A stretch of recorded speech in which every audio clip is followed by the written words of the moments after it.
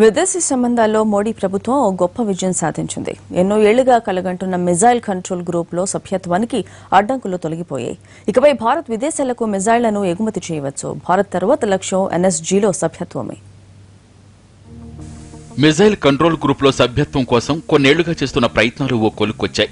34 దేశాల ఈ గ్రూప్లో 35వ దేశంగా భారత్ చేరికకు ఉన్న అడ్డంకులన్నీ తొలగిపోయాయి. భారత్ను చేర్చుకోవడానికి ఉన్న అభ్యంతరాలు తెలపాలని సభ్య దేశాలకు విధించిన 10 రోజుల డెడ్ లైన్ సోమవారంతో ముగిసింది.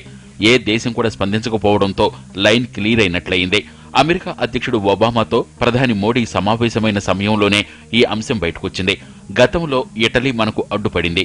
అయితే దౌత్యపరంగా తీసుకున్న చర్యలు ఫలించి ఈసారి ఆ దేశం ఎలాంటి వ్యతిరేకత వ్యక్తం చేయలేదు. ఈ గ్రూప్లో సభ్యత్వంతో రక్షణ అంశాలలో భారత్కు ఎంతో కీలకం.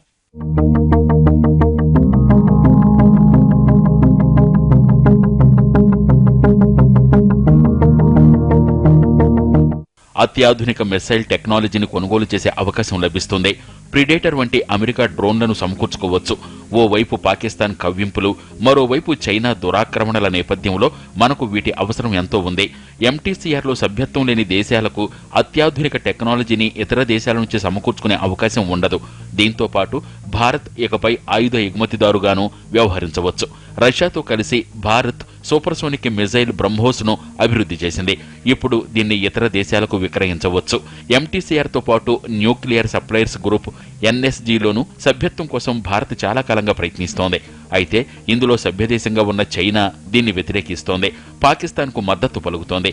ఈ గ్రూప్లో సభ్యత్వం లభిస్తే భారత అణు కార్యక్రమం మరింత ముందుకెళ్తుంది.